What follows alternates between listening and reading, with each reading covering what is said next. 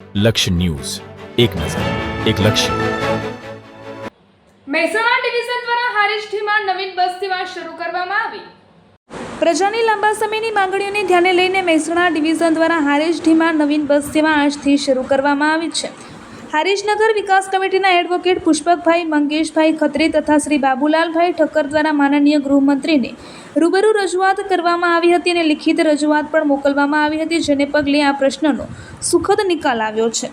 GSRTC Mehsana વિભાગીય કચેરી દ્વારા પત્ર ક્રમાંક પવિની માહે પરિસંજ 8962 તારીખ 15/4/2026 વિભાગીય નિયામક પાલનપુરને જાણ કર્યા મુજબ અરજદાર શ્રીની માંગણીને ધ્યાને લઈ હારીજઠીમાં વાયા રાધનપુર ભાભર મીઠા કોતરવાડા થરાદ રૂટની બસ સેવા મંજૂર કરી આજથી નિયમન ધોરણે ચાલુ કરવામાં આવી છે.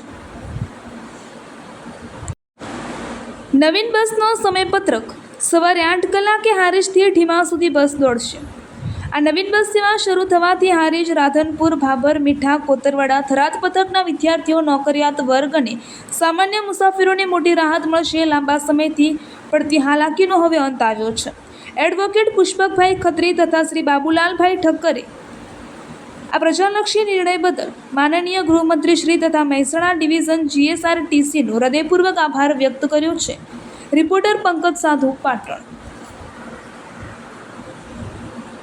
ભગવાન કી જય.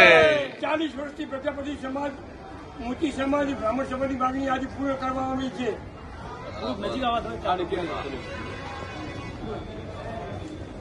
મારું નામ પુષ્પકભાઈ ખત્રી છે. આજે હારીજથી ઢીમા બસ શરૂ કરવામાં આવી છે.